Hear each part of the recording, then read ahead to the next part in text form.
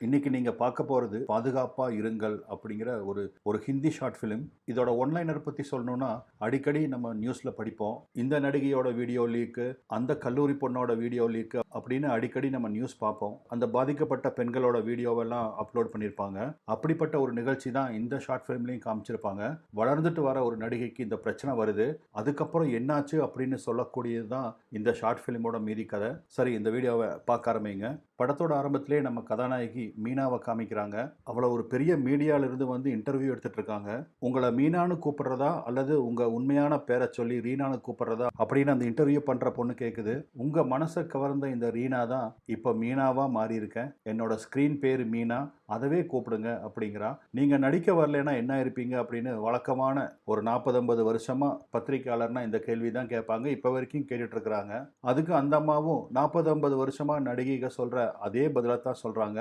நான் நடிக்க வராமல் இருந்தா எங்க அப்பாவோட ஆசைப்படி கனவுப்படி நான் ஒரு டாக்டர் ஆகி பல பேர்த்துக்கு ஊசி போட்டுட்டு இருந்திருப்பேன். அதாவது நம்ம ஹீரோயின் என்ன சொல்ல வரான்னா, நடிக்க வந்ததால பல பேர் இவளுக்கு ஊசி போடுறாங்க, நடிக்க வராமல் இருந்திருந்தான்னா இவ பல பேர்த்துக்கு ஊசி போட்டிருப்பா அப்படின்னு சொல்ல வரா. அந்த சமயத்துல தான் கதவை யாரோ தட்டுறாங்க. இவங்க இன்டர்வியூ டிஸ்டர்ப் ஆகுதா. அந்த இன்டர்வியூ எடுக்கிற பொண்ணும் இன்டர்வியூ போயிட்டு இருக்கு அப்புறம் வாங்க அப்படின்னு இங்கிருந்து உள்ள இருந்தே கத்துறா.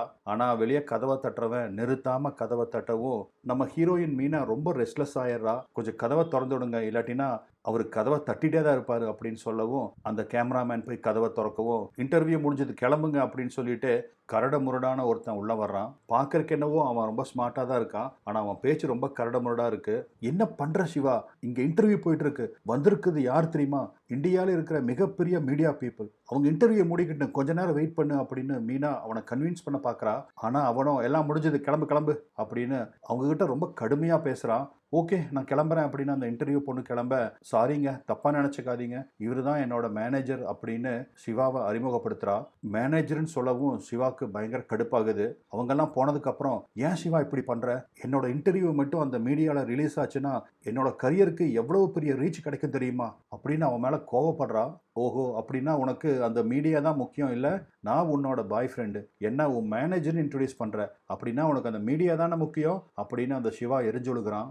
இதோ பார் சிவா, இது ஜஸ்ட் என்னோட ப்ரொஃபஷனல் இன்டர்வியூ, இதுல தேவையில்லாம என் பர்சனல் லைஃபை நுழைக்க வேண்டிய அவசியம் இல்லை. நீ என் பாய் ஃப்ரெண்ட் இல்லைன்னு யார் சொன்னது, ஆனா மீடியா முன்னாடி அதை சொல்லணும்னு அவசியம் இல்லை, அதை புரிஞ்சுக்கோ அப்படிங்கிறா. நீயே பாத்தியல அவங்க எந்த அளவுக்கு எங்கிட்ட ரூடா நடந்திருக்காங்க, நீ என்ன பாய் ஃப்ரெண்டுன்னு அவங்களுக்கு அறிமுகப்படுத்தி வச்சிருந்தா அவங்க இந்த மாதிரி நடந்துக்குவாங்களா அப்படின்னு அவங்க திருப்பி கோவப்பட, யாரு ரூடா நடந்துகிட்டது, அவங்களா நீயா அப்படின்னு கேட்டு இவளும் திரும்ப ஆர்கியூ பண்றா. மேடம் அடுத்த ஷாட் ரெடி அப்படின்னு ஒரு அசிஸ்டன்ட் வந்து சொல்ல, நான் வரேன் போ அப்படிங்கிறா. போ, இங்க நடிக்கிறத விட்டுட்டு அங்க போய் நடி அப்படின்னு சிவா அவன் வெறுப்ப அவன் மேல கொட்டுறான். இப்ப அடுத்த ஷாட்ல பாத்தீங்கன்னா மீனாக்கு ஒரு மெசேஜ் வருது. அவ அக்கௌண்ட்ல இருந்து 5 லட்ச ரூபா யாரோ வித்ட்ரா பண்ணிருக்காங்க. அதாவது அவ சைன் பண்ண செக்கை யூஸ் பண்ணி 5 லட்ச ரூபா பணம் எடுத்திருக்காங்க. அந்த மெசேஜை பார்த்த மீனா அந்த பேங்க் மேனேஜருக்கு ஃபோன் பண்ணி விசாரிக்கிறா. மேடம் உங்க சிக்னேச்சர் அதுல இருந்துச்சு, அதனால நாங்க பணத்தை கொடுத்தோம் அப்படின்னு சொன்னவோ, இவ்வளவு பெரிய அமௌண்ட் நீங்க எப்படிங்க என்னோட ஆத்தரைசேஷன் இல்லாம கொடுக்க முடியும், இனிமேல் யாரு செக் கொண்டு வந்தாலும் எங்கிட்ட பர்மிஷன் வாங்கிட்டு பணம் கொடுங்க அப்படிங்கிறா. பேங்க் மேனேஜரும் மேடம் எதுக்கும் போலீஸ்ல ஒரு கம்ப்ளைண்ட் வேணா கொடுக்கலாமா அப்படின்னு கேட்கிறாரு. கம்ப்ளைண்ட்டும் வேண்டாம் ஒன்றும் வேண்டாம் அப்படின்ட்டு போனை வைக்கிறா. அவளுக்கு தெரியும் இது யாரோட வேலைன்னு. அப்ப அந்த சமயத்துல மீனாவோட பாய் ஃப்ரெண்டு சிவா அங்க வர்றான். வந்ததும் வராததுமா, சிவா என்னோட சிக்னேச்சர் யூஸ் பண்ணி 5 லட்ச ரூபா நேற்று நீ பேங்க்ல பணம் எடுத்தியா அப்படின்னு கேட்கிறா. அவன் பாருங்க ரொம்ப கேஷுவலா இவ கேள்விக்கு பதில் சொல்லாம, ஸ்பாட் பாய் ஒரு காஃபி கொண்டா அப்படின்னு ரொம்ப உரிமையா மிரட்டி சொல்றான். அதுக்கப்புறமா ஆமா எடுத்தேன், அதுக்கு என்ன, நேத்து நீ நாள் ஃபுல்லா ரொம்ப பிஸியா ஷூட்டிங்ல இருந்த, எனக்கு பணம் தேவைப்பட்டுச்சு அதனால எடுத்தேன், ஏன் நான் எடுக்கக்கூடாதா அப்படின்னு திரும்பி அவளை கேள்வி கேட்க, நீ எடுக்கக்கூடாது எடுக்கிற அடுத்த விஷயம், என்கிட்ட சொல்லாம ஏன் எடுத்த, நீ மாசம் மாசம் உன் செலவுக்குன்னு என் அக்கௌண்ட்ல இருந்து 2 லட்ச ரூபாய் எடுத்துட்டு இருக்கே இல்ல, அப்புறம் எதுக்காக உனக்கு இந்த 5 லட்சம் அப்படின்னு கேட்கறா. ஓ, என்ன கேள்வி கேட்கிற அளவுக்கு நீ வந்துட்டியா, பழசெல்லாம் மறந்துட்ட போல இருக்கு அப்படிங்கிறான். இதோ பார் சிவா, தேவையில்லாத எதுவும் பேசாத, எதுக்காக இந்த பணத்தை எடுத்த, முதல்ல அதுக்கு எனக்கு விளக்கம் சொல்லு அப்படின்னு சொல்லவும், இதோ பாரு ஊர்ல எங்க வீட்டு செவுரு ஒன்று இடிஞ்சு போச்சு, அதனால அம்மா அவசரமா பணம் வேணும்னு கேட்டாங்க, அந்த செவுரு கட்டுறதுக்காகத்தான் அம்மாக்கு 5 லட்ச ரூபாய் அனுப்பிச்சு வச்சேன் அப்படிங்கிறா. ஒரு செவுரு கட்ட 5 லட்சமா அப்படின்னு திரும்பி இவ கேள்வி கேட்க, 5 லட்சம்னா 5 லட்சமா அவங்களுக்கு அனுப்பல, அவங்களுக்கு பணம் அனுப்பிச்சிட்டு எனக்கு கொஞ்சம் தேவைகள் இருந்துச்சு அதுக்கு வச்சுக்கிட்டேன், அப்படின்னு ரொம்ப கேஷுவலா சொல்றான். நல்லவன் சம்பாதிக்கிறத நாரவாயன் தின்னானாமா, அந்த கதையா இருக்கு. இவ கஷ்டப்பட்டு நாள் பகல் பார்க்காம உழைச்சு சம்பாதிக்கிறத ரொம்ப ஈஸியா இவன் எப்படி எடுத்து செலவு பண்றான்னு பாருங்க. நான் உன்னோட பாய் ஃப்ரெண்டு, உன்னை ஃபியூச்சர்ல கல்யாணம் பண்ணிக்க போற உன் புருஷன், என்னவே நீ கேள்வி கேட்கறியா அப்படின்னு அவன் மேல எகிர்றான். இதோ பாரு சிவா, உடனே கோவத்துக்கு வராத, நான் பணம் ஏன் எடுத்தேன்னு தான் கேட்டேன், உன்னை நான் எதுவும் பிளேம் பண்ணல அப்படின்னு சொல்லவும், இல்ல மீனா, என் மனசை நீ ரொம்ப புண்படுத்திட்ட, உன் பணம் என் பணம்னு நீ பிரிச்சு பார்க்கறியா, அந்த அளவுக்கு நான் அந்நியனா போயிட்டேனா, அப்படின்னா இனிமேல் உங்ககிட்ட எதா இருந்தாலும் நான் கேட்டுட்டே செஞ்சுக்கிறேன் மேடம் அப்படின்னு அவளை பார்த்து ரொம்ப கடுப்பா சொல்றான். மீனாக்கு என்ன சொல்றதுனே தெரியல, அவளை பேசவே விட மாட்டேங்கிறான். அந்த சமயத்துல அசிஸ்டன்ட் வந்து மேடம் ஷார்ட் ரெடி அப்படின்னு சொல்ல, வருவா போடா அப்படின்னு அவன் மேல கடுப்படிக்கிறான். இதோ இப்ப வந்துடுறான்ப்பா ப்ளீஸ் அப்படின்னு மீனா அவங்ககிட்ட ரொம்ப தன்மையா பேசுறா. இதோ பாரு மீனா, இந்த மாதிரி திமிரெல்லாம் என்கிட்ட காமிக்காத, உன் நடிப்பெல்லாம் உன் செட்டோட வச்சுக்கோ, எங்கிட்ட வேண்டாம், நீ எப்படி இருந்த அப்படிங்கிறத மறந்துட்டியா, நீ இந்த நிலைமைக்கு இருக்கிறதுக்கு தினம் தினம் நீ எனக்கு நன்றி சொல்லணும் அப்படின்னு படன்னு பொறியிறான். இதை கேட்டு ரொம்ப கோவமா மீனா அங்கிருந்து கிளம்புறா. யோ ஸ்பாட் பாய், அந்த காஃபி என்னாச்சு அப்படின்னு இங்கிருந்து அவனை மிரட்டுறான். ஆக்சுவலாக இவன் தான் எல்லாத்துக்கிட்டவும் ஆட்டிடியூடு காமிக்கிறான். ஆனால் மீனா எல்லாத்துக்கிட்டவும் ரொம்ப சாந்தமாக தான் நடந்துக்கிறா. மீனாவால் அன்னைக்கு ஷூட்டிங்கில் சரியாக கான்சென்ட்ரேட் பண்ணவே முடியல. சிவா பண்ணிட்டு போன அந்த கலவரத்தை பற்றியே நினச்சிட்டு இருக்கிறா. இதை உணர்ந்த அந்த சீரியல் ஹீரோ டைரக்டர்கிட்ட சொல்லி ஒரு 5 minutes பிரேக் வாங்கி கொடுக்குறான். அந்த சமயத்தில் 2 பேரும் ஒரு காஃபியை குடிச்சிட்டு, என்னாச்சு மீனா, ரொம்ப அப்செட்டாக இருக்க அப்படின்னு அவன் கேட்குறான். அவன் பேரு கிஷோர், மீனாவோட ஒரு நல்ல ஃப்ரெண்டுன்னு வச்சுக்கோங்களேன். அவங்ககிட்ட நடந்தது எல்லாத்தையும் மீனா சொல்லவும், என்ன சொல்ற மீனா, சிவாவா அப்படி, நீங்க 2 பேரும் ரொம்ப சந்தோஷமா வாழ்ந்துட்டு இருக்கீங்களா நினைச்சிட்டு இருக்க அப்படிங்கிறான். சந்தோஷமா தான் வாழ்ந்துட்டு இருக்கிறோம், ஆனா அடிக்கடி இந்த மாதிரி ஏதாவது ஒரு பிரச்சனை கொண்டு வந்துடுறான். அவன் கேரக்டரவே என்னால புரிஞ்சுக்க முடியல, வர வர அவன் கூட வாழ்றதே ரொம்ப ஸ்ட்ரெஸ்ஃபுல்லா இருக்கு அப்படிங்கிறா. அப்பதான் ஏதோ யோசிச்ச கிஷோரோ, இதோ பாரு மீனா, இந்த விஷயத்த ஏற்கனவே நான் உங்ககிட்ட சொல்லியிருக்கணும், ஆனா எப்படி சொல்றதுன்னு தயக்கமா இருந்துச்சு. உன் கூட உன்னோட ஃப்ரெண்டா கீதாஞ்சலியா ஒரு பொண்ணு நடிச்சா இல்லையா, சைடு ஆக்ட்ரஸ், அவளை ஞாபகம் இருக்கா அப்படின்னு கேட்குறான். ஓ ஞாபகம் இருக்கே அப்படின்னு மீனாவும் சொல்ல, இந்த மெசேஜை பாரு அப்படின்னு சொல்லி அவன் ஃபோனில் வந்த ஒரு மெசேஜ் எடுத்து காமிக்கிறான். அந்த கீதாஞ்சலி அவளுக்கு வந்த சில மெசேஜஸ் எல்லாத்தையும் இந்த கிஷோருக்கு ஃபார்வர்ட் பண்ணியிருக்கா. அதில் அவளுக்கு தொடர்ச்சியா, சிவா நான் உன்னை ரொம்ப மிஸ் பண்ணுறேன், உனக்கு அந்த ப்ரொடியூசர்கிட்ட சொல்லி நல்ல சான்ஸ் வாங்கி தரேன், எனக்கு உன் மேலே காதல் வந்துருச்சு, நம்ம 2 பேரும் ஒரு காஃபி ஷாப்பில் மீட் பண்ணலாம் அப்படின்னு ஏகப்பட்ட மெசேஜ் அனுப்பிச்சிருக்கான். ஆனால் அந்த கீதாஞ்சலி பார்த்தீங்கன்னா அவனுக்கு பிடி கொடுக்காம தான் பேசியிருக்கா. இதை பார்த்ததும் மீனா அதிர்ச்சியில் உறைஞ்சு போயிடுறா. எப்படி சிவாவால் எனக்கு துரோகம் பண்ண முடியுது, உலகமே அவன் தான் நினச்சிட்டு அவன் கொடுக்குற டார்ச்சரை எல்லாத்தையும் தாங்கி அவன் கூட வாழ்ந்துட்டு இருக்கனே, எனக்கு எப்படி அவனுக்கு இப்படி துரோகம் பண்ண முடிஞ்சிச்சு அப்படின்னு புலம்புன்னு புலம்ப ஆரம்பிக்கிறா. இப்போ அடுத்த சீனில் பார்த்தீங்கன்னா வீட்டை பூட்டிட்டு மீனா ரொம்ப வருத்தத்தோட பெட்டில் உட்காந்துருக்க. நைட்டு எங்கேயோ போய் சுற்றி அடிச்சு சிவா வீட்டுக்கு வரான். வந்து கதவை தட்டி பார்க்கறா, கதவை யாரும் திறக்கல. ஒருவேளை மீனா வெளியே போயிட்டாலோ அப்படின்னு அவளுக்கு ஃபோன் பண்றான். ஃபோன் அடிக்கிற சத்தம் வெளியே கேட்கவும் கதவை உடைக்கிற மாதிரி தட்டுறான். மீனா நீ வீட்டுக்குள்ளதான் இருக்கேன்னு தெரியும், ஏன் இப்படி பண்ற, நான் ரொம்ப நேரமா வாசல் நின்று இருக்கேன், கதவை துற அப்படின்னு அந்த கதவை உடைக்கிற மாதிரி தட்டவும் அவன் கதவை நிறுத்தாம தட்டுற சத்தத்தை தாங்கிக்க முடியாத மீனா அவனுக்கு ஃபோன் பண்ணி, இதோ பாரு சிவா, இனிமேல் உனக்கும் எனக்கும் எதுவும் கிடையாது, என்னை டிஸ்டர்ப் பண்ணாத அப்படின்னு சொல்லவும், என்னது உனக்கு எனக்கும் எதுவும் கிடையாதா, என்னாச்சு மீனா உனக்கு, ஏன் இப்படி எல்லாம் பேசுற, நான் உன்னோட பாய் ஃப்ரெண்டு, நான் உன்னை லவ் பண்றேன் அப்படின்னு சொல்லவும், நீ என்னவா லவ் பண்ற, அப்ப அந்த கீதாஞ்சலி லவ் பண்ணலையா அப்படின்னு கோவத்துல கேட்டுறா. ஓ அந்த கீதாஞ்சலி மேட்டரா, யாரு அந்த பண்ணி கிஷோர் சொன்னானா அப்படின்னு கோவப்படுறான். யாரு சொன்னா உனக்கு என்ன, நீ அந்த கீதாஞ்சலி கூட நடந்துகிட்டது எனக்கு கொஞ்சம் கூட பிடிக்கல, நீ அவ பின்னாடியே போ அப்படின்னு கத்துறா. இதோ பாரு மீனா, அதெல்லாம் ஜஸ்ட் ஒரு ஜோக்குக்கு, ஒரு ஃபன்னுக்கு, அவ்வளவுதான், நான் உன்னைத்தான் லவ் பண்றேன் அப்படின்னு இவளை கன்வின்ஸ் பண்ண ட்ரை பண்றான். ஆனா மீனா ரொம்ப தெளிவா இருக்கா. இதோ பார் சிவா, உனக்கும் எனக்கும் இனிமேல் செட் ஆகி வராது, உன் வேலையை பார்த்துட்டு நீ போ, என் வேலையை பார்த்துட்டு நான் இருக்கேன் அப்படின்னு அவ கத்தியோட.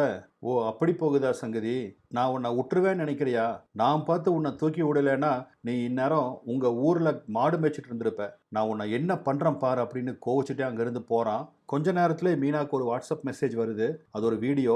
சிவாவும் மீனாவும் ரொம்ப இன்டிமேட்டா இருக்கிற ஒரு வீடியோவை இவளுக்கு அவன் அனுப்பிச்சு வச்சிருக்கான். அதுல 2 பேரும் பெட்ரூம்ல இவங்க பேசிக்கிறது, அதுக்கப்புறம் அவங்க மேட்ரு பண்றது அப்படின்னு எல்லாத்தையும் வீடியோவா எடுத்து வச்சிருக்கான். அப்பவும் மீனா இதெல்லாம் எடுக்க வேண்டாம் அப்படின்னு மறுப்பு சொல்லுவா. ஆனா சிவா இதெல்லாம் ஜஸ்ட் ஒரு ஃபன்னுக்கு தான், இந்த வீடியோவை பார்த்து முடிச்சுட்டு நான் டெலீட் பண்ணிடுவேன், என்னை நம்பு அப்படின்னு சொல்லவும் அவன் பேச்சில் உடன்பட்டு அவன் மேலே இருக்க நம்பிக்கையில தான் மீனா அவன் வீடியோ எடுக்கிறதுக்கு ஒத்துக்கிட்டு இருப்பா. ஆனால் இப்போ அதவே அவளுக்கு அகெயின்ஸ்டாக அவன் திருப்புறான். சிவா சொன்ன மாதிரி அதை டெலீட் பண்ணல, இவளை பிளாக்மெயில் பண்ணணும் அப்படிங்கிறதுக்காகவே அந்த வீடியோவை வச்சிருந்திருக்கான். இப்போ அந்த வீடியோவை அவளுக்கு அனுப்பிச்சு விட்டு பிளாக்மெயிலும் பண்ணுறான். எனக்கு 15 லட்ச ரூபா உடனடியாக நாளைக்கு நீ கொடுக்கணும், அப்படி நீ கொடுக்க தவறுனா இந்த வீடியோவை சோஷியல் மீடியாவில் அப்லோட் பண்ணி உன் மானம் மரியாதை எல்லாத்தையும் வாங்கிடுவேன், உன்னோட கெரியர் இதோட முடிஞ்சு போகும், ஜாக்கிரதை அப்படின்னு மிரட்டவும் இதை பார்த்து மீனா அதிர்ந்து போய் அழுக ஆரம்பிச்சிட்றா. உடனே அவனுக்கு ஃபோன் பண்ண, நேற்று ஜஸ்ட் ஒரு சின்ன தப்பு நடந்து போச்சு, 15 லட்சம் போடுறதுக்கு பதிலாக 5 லட்சம் போட்டுட்டேன், அந்த மேனேஜர் மட்டும் உங்கள்கிட்ட கூப்பிட்டு குட்டையை குழப்பலைன்னா இந்நேரம் உன் அக்கௌண்ட்டில் இருக்கிற அத்தனை பணத்தையும் அடிச்சுட்டு நான் பாட்டுக்கு கிளம்பி போயிட்டே இருப்பேன், இப்போ எனக்கு அந்த பணம் வேணும், நீ கொடுக்கலன்னா நான் சொன்னதை பண்ணுவேன் அப்படின்னு அவளை மிரட்டுறான். என்ன பண்ணுறதுன்னு தெரியாமல் மண்டையை பிடிச்சிட்டு அப்படியே பெட்டில் உட்காந்துக்கிறா மீனா. மறுநாள் ஷூட்டிங் நடந்துட்டுருக்கு.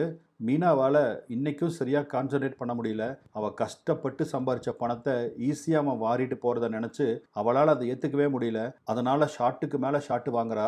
டைரக்டருக்கு ஒன்றும் புரியல, ஏம்மா இது ஒரு சாதாரண டைலாக் தானே, ஏன் இப்படி கஷ்டப்படுற, அந்த டைலாக் பேப்பரை கொடுப்பா இன்னொருக்கா படிச்சுக்கிட்டோம் அப்படிங்கிறாரு. அதுக்கு என்ன காரணம்னு பார்த்தீங்கன்னா அந்த ஷூட்டிங் ஸ்பாட்டுக்கு சிவா வரான். அவனை பார்த்து டென்ஷன் ஆனனால தான் மீனாவால் சரியாக நடிக்க முடியல. கிஷோரும் சிவாவை பார்த்துட்றான். சார் ஒரு 5 நிமிஷம் டைம் கொடுங்க, மீனா கொஞ்சம் ரிலாக்ஸ் ஆகிட்டு வரட்டும் அப்படின்னு இந்த தடவையும் டைரக்டர்கிட்ட டைம் வாங்கி கொடுக்குறான். இப்போ அந்த ரூமுக்குள்ளே சிவா உட்காந்துருக்க, அங்கே உள்ளே வர்றா.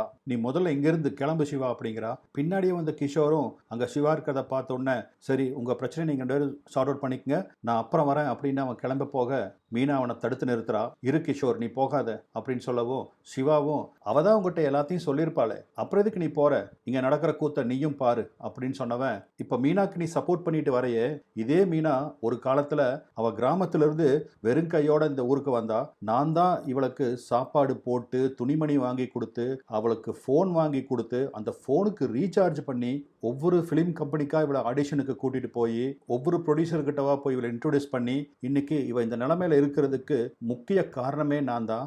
ஆனால் என்னையவே இவ எல்லாத்துக்கிட்ட என்ன சொல்லுவா தெரியுமா, என் மேனேஜர்னு சொல்லி தான் அறிமுகப்படுத்துவா, ஒரு நாளும் என்னை பாய் ஃப்ரெண்டுன்னு இவன் அறிமுகப்படுத்தினதே இல்லை. கொஞ்சம் காசு சம்பாரிச்சிட்ட உடனே எப்படி நன்றி மறந்துட்டா பார்த்தியா அப்படின்னு கிஷோர்கிட்ட சிவா கோபமாக சொல்ல ஆரம்பிக்க, அவன் சொல்கிறதெல்லாம் உண்மைதான், மீனா அதனால் அமைதியாக இருக்கா. இப்போ உனக்கும் கிஷோருக்கும் நடுவில் என்ன ஓடிட்டு இருக்குன்னு எனக்கு தெரியும், உன்னை என் குடும்பமாக நினச்சேன், ஆனால் என்னோட நம்பிக்கை காதலை எல்லாத்தையும் இந்த கிஷோருக்காக நீ முறிச்சிட்ட அப்படின்னு சொல்லவும், என்னது நம்பிக்கையா, அதை பற்றி நீ பேசாத, உனக்கு எந்த தகுதியும் இல்லை, என்ன லவ் பண்ணுறேன் என் ஃபேமிலின்னு சொல்லிட்டு என்னோட கோ ஆர்டிஸ்ட்டுக்கு நீ லவ் மெசேஜ் அனுப்பிச்சிட்டு நீ அந்த நம்பிக்கை துரோகத்தை பற்றி பேசாத அப்படின்னு பொறிஞ்சு தள்ளுறா. இவங்க வாக்குவாதத்தை கேட்டு அந்த ஸ்பாட் பாய் என்னன்னு பார்க்கறக்கு உள்ளே வரான். அப்போ தான் கிஷோர் ரொம்ப டீசெண்டாக ஒன்றும் இல்லைப்பா போ அப்படின்னு சொல்லி அந்த பையனை அனுப்பிச்சி வச்சுட்டு கதவை சாத்திடுறான். மற்றவங்களுக்கு இந்த விஷயம் கேட்கக்கூடாது அப்படின்னு ரொம்ப டீசெண்டானவன் போல இருக்கு. மீனா நிறுத்தாமல் அவனை புடின்னு பிடிக்க ஆரம்பிக்கிறா.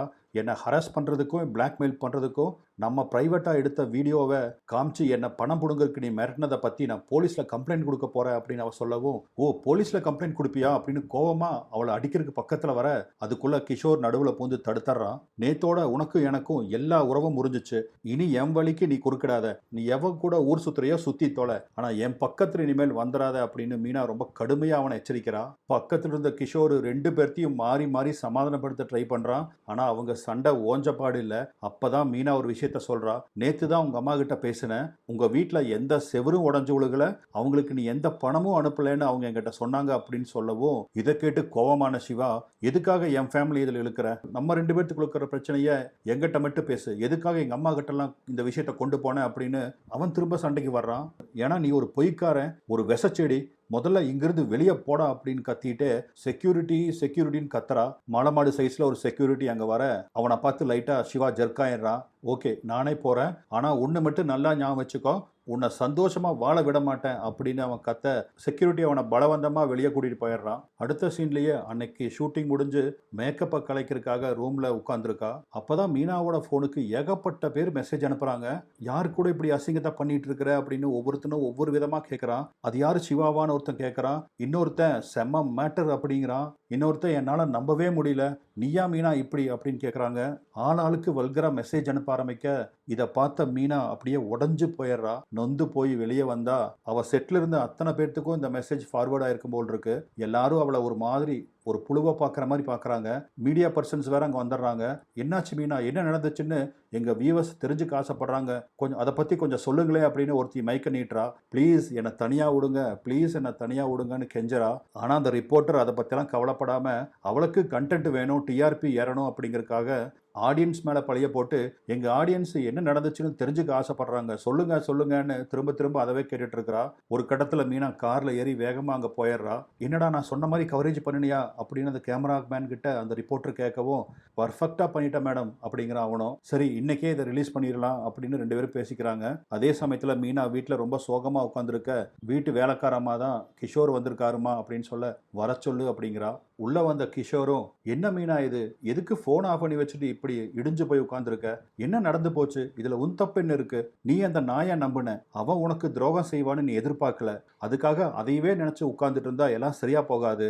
இங்க பாரு, இந்த விஷயத்தை பத்தி நான் ஃபேஸ்புக்கு ஆல்ரெடி ஒரு கம்ப்ளைண்ட் அனுப்பிச்சிருக்கேன். கண்டிப்பா இந்த மாதிரி தப்பான கண்டென்ட் எல்லாம் அவங்க ஏத்துக்கவே மாட்டாங்க, கூடிய விரைவில் அவங்க டெலீட் பண்ணிடுவாங்க பாரு. இந்த மாதிரி ஆட்களை புறந்தள்ளிட்டு நாளையிலிருந்து நீ ஷூட்டிங்க்கு வர அப்படின்னு கிஷோர் சொல்ல, எப்படி கிஷோர் என்னால் வர முடியும், வெளியே தலை காட்ட முடியல, நான் அவனை எவ்வளவு நம்பியிருந்தா என் உடம்ப முழுசா காமிச்சிருப்பேன், இப்படி பண்ணிட்டானே அப்படின்னு அழுக ஆரம்பிக்க, இவன்லாம் கவலைப்படுறதுக்கு தகுதியே இல்லாதவன், அவனை புறந்தள்ளிட்டு உன்னோட கரியர்ல கான்சென்ட்ரேட் பண்ணு மீனா, ஒரு நிமிஷம் இரு, நான் ஃபேஸ்புக்கை செக் பண்ணி பார்க்குறேன் அப்படின்னு ஃபேஸ்புக்கில் போய் செக் பண்ணால் அவன் சொன்ன மாதிரியே ஃபேஸ்புக்கு அந்த போஸ்ட்டை தூக்கிட்டான். பார்த்தியா, ஃபேஸ்புக் தூக்கிட்டான். இப்போ ஃபேஸ்புக்கில் அவனை பற்றி கம்ப்ளைண்ட் கொடுத்துருக்கோம் இல்லையா, அதனால் எந்த அக்கௌண்ட்டில் இருந்து அவன் அப்லோட் பண்ணியிருக்கானோ அந்த அக்கௌண்ட்டை ஃபேஸ்புக் பிளாக் பண்ணிடுவாங்க.